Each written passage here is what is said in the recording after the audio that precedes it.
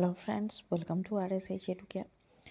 আজকে আমরা জিওগ্রাফির যে টপিকটা করব সেটা হচ্ছে ভারতের স্বাভাবিক উদ্ভিদ বা ন্যাচারাল ফরেস্ট আমরা যেটাকে বলি, বা ন্যাচারাল ভেজিটেশন যেটাকে বলি, সেটা সম্পর্কে আলোচনা করব। তো আজকের যে টপিকটা হচ্ছে সেই টপিকটা কিন্তু আমরা যেগুলো আলোচনা করব সেটা হচ্ছে ভারতের স্বাভাবিক উদ্ভিদ কয় প্রকার, কোথায় কোথায় দেখা যায়, তাদের বৈশিষ্ট্যগুলো কী কী।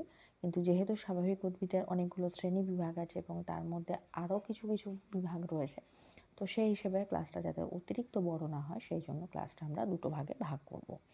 এবং এই ক্লাসের আজকের ফার্স্ট পার্ট আমরা আলোচনা করব, এবং এর সেকেন্ড পার্টে যে ইন্ডিয়ান ফরেস্ট সম্পর্কে কিছু যে গুরুত্বপূর্ণ তথ্য আছে, যেগুলো থেকে সাধারণত কোশ্চেন এসে থাকে কিছু কিছু, তো সেগুলো সম্পর্কেও কিছু ইম্পর্টেন্ট যে তথ্য আছে সেগুলো আমরা আলোচনা করব।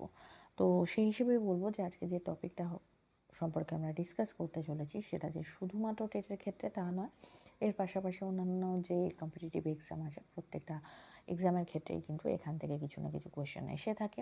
তো ভিডিওটা খুবই ইম্পর্টেন্ট হতে চলেছে, প্রথম থেকে শেষ পর্যন্ত তোমরা ধৈর্য সহকারে দেখো। আর যারা চ্যানেলে ফার্স্ট টাইম ভিজিট করছো তাদের জন্য বলবো তারা কিন্তু অবশ্যই চ্যানেলকে সাবস্ক্রাইব করো, আর সাবস্ক্রাইব বাটনের পাশে থাকা যে বেল আইকন রয়েছে সেখানে অলে ক্লিক করো। তাহলে যখনই আমি কোনো নতুন ভিডিও তোমাদের জন্য আপলোড করব তার নোটিফিকেশান তোমাদের কাছে পৌঁছে যাবে। আর যারা অলরেডি চ্যানেলে রয়েছো বা প্রথম যারা ভিজিট করছো, তারা সাবস্ক্রিপশনের পাশাপাশি যদি আমার পড়ানো তোমাদের ভালো লেগে থাকে তাহলে অবশ্যই কিন্তু একটা ছোট্ট লাইক করে দাও। লাইক করলে কিন্তু আমার একটু কাজ করার মোটিভেশন বাড়ে, কারণ আমি সবসময় চেষ্টা করে থাকি যে তোমাদের জন্য বেস্ট কিছু নিয়ে আসার, অন্যদের থেকে কিছু একটু আলাদাভাবে কাজ করার, যাতে তোমাদের ক্ষেত্রে খুব হেল্প হয়। তো যাই হোক, ইন্ট্রোডাকশন অনেক বেশি হয়ে গেছে, চলো এবার ক্লাস শুরু করা যাক। তো প্রথমেই আমরা যেটা দেখব যে এর ক্লাসিফিকেশন বা শ্রেণী বিভাগ। সাধারণত কত প্রকার উদ্ভিদ ভারতবর্ষে দেখা যায়? সাধারণত 5 প্রকার দেখা যায়। প্রথম যেটা হচ্ছে সেটা হচ্ছে ক্রান্তীয় চিরহরিত অরণ্য, বা যেটাকে আমরা ট্রপিক্যাল এভারগ্রিন ফরেস্ট বলে থাকি। নেক্সট হচ্ছে ক্রান্তীয় পর্ণমোচী অরণ্য, বা যেটাকে আমরা ট্রপিক্যাল ডিসিডিউয়াস ফরেস্ট বলে থাকি। নেক্সট হচ্ছে পার্বত্য অরণ্য বা মাউন্টেন ফরেস্ট, ম্যানগ্রোভ অরণ্য বা ম্যানগ্রোভ ফরেস্ট, এবং মরু উদ্ভিদ বা ডেজার্ট ফরেস্ট। তো এর মধ্যেও কিছু কিছু ক্লাসিফিকেশান রয়েছে, সেগুলো কীরকমভাবে দেখতে হয়, তাদের বৈশিষ্ট্য কী কী, সেক্ষেত্রে কী কী ভৌগোলিক পরিবেশ রয়েছে, তাদের ভৌগোলিক বন্টন কী কী, সবই কিন্তু আমরা একে একে দেখব।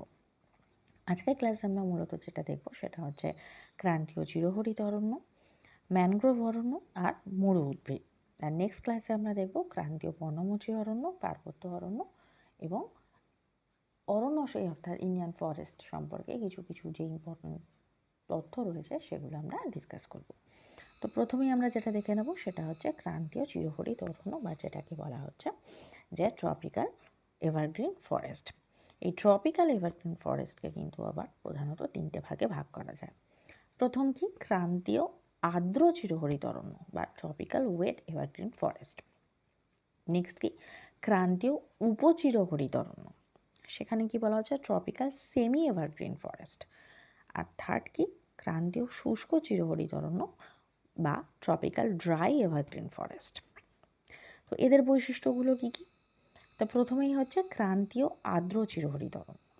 এখানে দেখো, আমি যে স্ক্রিনে যে ছবিগুলো দেখছো তার উপরেই কিন্তু এগুলো দেওয়া আছে। যে ফরেস্ট সম্পর্কে আমি পড়াচ্ছি তাদের যে বৈশিষ্ট্যগুলো আমি এখানে পড়াবো এখানে দেওয়া আছে, সেই অনুযায়ী কিন্তু আলাদাভাবে ছবি দেওয়ার থেকে আমার মনে হলো যে যেগুলো পড়ছি সেগুলোই যদি স্ক্রিনে দেওয়া থাকে তার উপরে কিন্তু জিনিসটা দেখতেও ভালো লাগে, আর তোমাদের আলাদা করে আর কিছু সার্চ করতে না হয়, মোটামুটি একটা আইডিয়া যাতে হয়ে থাকে। তো ক্রান্তীয় আর্দ্র চিরহরিত অরণ্য, অর্থাৎ আর্দ্র করতে বলা যাচ্ছে যে ওয়েট, ভিজে ভাব।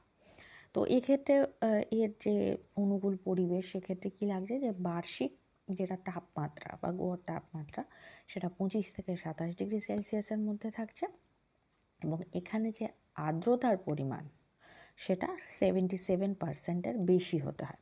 আর যেটা বার্ষিক বৃষ্টিপাতের পরিমাণ সেটা কিন্তু 250 সেন্টিমিটারের বেশি। কোথায় কোথায় দেখা যায় ভারতে? পশ্চিমঘাট পর্বতের পশ্চিম ঢালে দেখা যায়। এছাড়া আসাম, নাগাল্যান্ড, অরুণাচল প্রদেশ, মণিপুর, মিজোরাম, ত্রিপুরার কিছু অংশে এবং আন্দামান ও নিকোবর দ্বীপপুঞ্জে দেখা যায়। এর বৈশিষ্ট্যগুলো কী কী? এই ধরনের উদ্ভিদের কাঠগুলি খুব শক্ত হয়, ছোট হয় কিন্তু মজবুত হয়, অর্থাৎ এদের আকৃতি অপেক্ষাকৃত একটু ছোট, রিজু বলা হচ্ছে, যেগুলো খুব শক্ত এবং অথচ মজবুত হয়। এদের উচ্চতা 60 মিটার বা তার বেশি হয়। এদের পাতাগুলো অনেক বড় হয়, যেগুলো অনেকটা চাঁদোয়া অর্থাৎ ছাতার মতো যে দেখতে হয় সেরকম দেখতে সৃষ্টি হয়। যেহেতু বৃষ্টির পরিমাণ বেশি বৃষ্টি অঞ্চলে হয়, সেক্ষেত্রে এখানে উদ্ভিদের ঘনত্ব কিন্তু অনেক বেশি হয়। সাধারণত বড় বড় জাহাজ নির্মাণ বা ভারী যে কাষ্ঠশিল্প আছে সেক্ষেত্রে এই ধরনের কাঠ ব্যবহার হয়। কারণ তোমরা স্ক্রিনে দেখতেই পাচ্ছ যে এই ধরনের যেটা অরণ্য রয়েছে সেখানে কিন্তু মানে জঙ্গল বা বনের পরিমাণ বা গাছের পরিমাণ ঘনত্বটা কিন্তু অনেক বেশি হয়। প্রধান প্রধান উদ্ভিদ যদি বলে থাকি তাহলে এর মধ্যে কী কী পড়ছে, যেমন তুন, বাঁশ, জাম, গর্জন, চাপলাস ইত্যাদি এর মধ্যে পড়ছে। নেক্সট হচ্ছে কি ক্রান্তীয় উপচিরহরিত অরণ্য বা যেটাকে ট্রপিক্যাল সেমি এভারগ্রিন ফরেস্ট বলছে। এখানে দেখো চিরহরিত অরণ্য তো রয়েছে কিন্তু ওর তুলনায় ঘনত্ব কিন্তু অনেকটা কম। এখানে কি ধরনের অনুকূল পরিবেশ লাগবে থাকে, এখানে হচ্ছে বার্ষিক যেটা তাপমাত্রা সেটা 24 থেকে 27 ডিগ্রি সেলসিয়াসের মধ্যে থাকে এবং আপেক্ষিক আর্দ্রতার পরিমাণ কিছুটা কম, অর্থাৎ 75% মতো, মানে সর্বাধিক 75% থাকতে পারে। আগেরটা যেরকম দেখলাম 77% হচ্ছে মিনিমাম, এর বেশি থাকে, আর এটা হচ্ছে 75% হচ্ছে ম্যাক্সিমাম। বৃষ্টিপাত কত? বৃষ্টিপাত হচ্ছে বলা হচ্ছে 200 থেকে 250 সেন্টিমিটারের মধ্যে থাকছে। কী ধরনের উদ্ভিদ যদি বলা হয় তাহলে কদম, জারুল, রোজুদ, শিমুল এগুলো ধরনের উদ্ভিদ কিন্তু এখানে দেখা যায়। কোথায় কোথায় দেখা যায়? পশ্চিম উপকূলে, আসামে, পূর্ব হিমালয়ের কিছু অংশে, এছাড়া উড়িষ্যা ও আন্দামানে। এদের বৈশিষ্ট্য কী? এটি খুব যে শক্ত উদ্ভিদ, এর সঙ্গে কিছু কিছু গুল্ম উদ্ভিদ, কিছু কিছু লতানো উদ্ভিদও দেখা যায়। এই ধরনের উদ্ভিদের ক্ষেত্রে পরজীবী ধরনের উদ্ভিদের, মানে এই ধরনের যে জঙ্গল রয়েছে বা বন রয়েছে, ফরেস্ট রয়েছে, সেখানে কিন্তু পরজীবী উদ্ভিদের প্রাধান্য বা আধিক্যটা বেশি দেখা যায়। নেক্সট কি হচ্ছে ক্রান্তীয় শুষ্ক চিরহরিত অরণ্য, ট্রপিক্যাল ড্রাই এভারগ্রিন ফরেস্ট। এখানে অনুকূল পরিবেশ কি বলছে, এখানে বার্ষিক বৃষ্টি যে তাপমাত্রা সেটা হচ্ছে কিন্তু 28 ডিগ্রি সেলসিয়াস এবং বৃষ্টিপাত 100 সেন্টিমিটার, অর্থাৎ বৃষ্টিপাত ক্রমশ কিন্তু কমছে। কী কী গাছ দেখা যায়? রিঠা, নিম, কোকো, গামারি, খিরনি এগুলো এর মধ্যে পড়ছে। কোথায় বেশি দেখা যায়? তামিলনাড়ু উপকূলে বেশিরভাগ দেখা যায়। এদের বৈশিষ্ট্য কি? এদের উচ্চতা কিন্তু অন্যান্য যে দুরকম আমরা এভারগ্রিন ফরেস্ট দেখলাম তার তুলনায় এখানকার উদ্ভিদগুলির উচ্চতা কিন্তু অপেক্ষাকৃত কম হয়, কিন্তু চাঁদোয়া এগুলো তো সৃষ্টি করে। দেখো এখানে গাছের মাথাগুলো কিরকম গোল গোল ছাতার মতো, সেটাকেই বলা হচ্ছে। এবং আমরা কি জানি যে তামিলনাড়ু উপকূলে কিন্তু বছরে 2বার বৃষ্টিপাত হয়। এর আগে আমরা যখন ভারতের জলবায়ু পড়েছি তখন কিন্তু আমরা দেখেছি যে ভারতের কোন কোন অঞ্চলে 2বার বৃষ্টিপাত হয়, তামিলনাড়ু উপকূলে রয়েছে। আর আমরা দেখেছিলাম কি যে নর্থ ওয়েস্ট ইন্ডিয়াতেও কিন্তু হয়। কোথায় কোথায় হয়, যারা সেই ক্লাসটা করোনি তারা দেখে নেবে, তার লিঙ্ক আমি ডিসক্রিপশানে দিয়ে দেবো। আর যারা অলরেডি দেখেছো তারা কিন্তু আমাকে কমেন্ট সেকশানে কমেন্ট করে জানাবে যে করমণ্ডল উপকূল বা তামিলনাড়ু উপকূল ছাড়া ভারতের আর কোথায় কোথায় বছরে 2বার বৃষ্টিপাত হয়। তো যাই হোক, যেহেতু এখানে এই ধরনের বনভূমি গড়ে ওঠার পেছনে কিন্তু এই যে শীতকালীন বৃষ্টিপাত সেটা কিন্তু একটা গুরুত্বপূর্ণ অংশ গ্রহণ করে। নেক্সট আমরা যেটা দেখব সেটা হচ্ছে মরু উদ্ভিদ বা ডেজার্ট ভেজিটেশন। এখানকার অনুকূল পরিবেশ কি? এখানে যেটা বার্ষিক গড় তাপমাত্রা সেটা হচ্ছে 30 থেকে 40 ডিগ্রি সেলসিয়াসের মধ্যে। যেহেতু মরু অঞ্চল সেখানে বৃষ্টিপাত কম, তাই বাতাসে আর্দ্রতার পরিমাণও খুবই কম। বার্ষিক গড় বৃষ্টিপাতের পরিমাণ 25 সেন্টিমিটারের কিন্তু কম। কী ধরনের গাছ দেখা যায়? ফণি, মনসা বা ক্যাকটাস জাতীয় গাছ, বাবলা, খেজুর, কাঁটা, ঝোপঝাড় ইত্যাদি দেখা যায়। কোথায় কোথায় দেখা যায় বা ভৌগোলিক মণ্ডল কী কী? রাজস্থানের মরু অঞ্চলে, গুজরাট ও পাঞ্জাবের কিছু একাংশ, অর্থাৎ যেখানে মরুভূমির কিছু কিছু শুরু হচ্ছে বা মরুভূমির যে অংশগুলোর কিছু যে ছোঁয়া আছে সেই জায়গাগুলোতে সাধারণত দেখা যায়। বা গুজরাটের কিছু যে কচ্ছ যে অঞ্চলগুলো রয়েছে সেগুলো, কারণ এর আগে যখন আমরা ভৌগোলিক ভাগ দেখেছিলাম সেখানে কিন্তু আমরা যখন থর মরুভূমির বিস্তার দেখেছিলাম সেখানে রাজস্থান তো ছিলই, তার পাশাপাশি গুজরাট এবং পাঞ্জাবের একাংশ, তার মধ্যে পড়েছিল এবং প্রধানত সেই জায়গাগুলোতেই কিন্তু এই ধরনের উদ্ভিদ দেখা যাচ্ছে।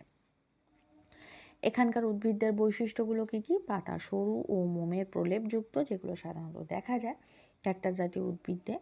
পাতাগুলি কাঁটায় রূপান্তরিত হয় এবং সেই জন্যই কিন্তু এগুলোকে জেরোফাইট বলে। এবং মাটির মূল কিন্তু অনেক গভীরে বিস্তৃত, যেহেতু মাটিতে জলের পরিমাণ কম থাকে।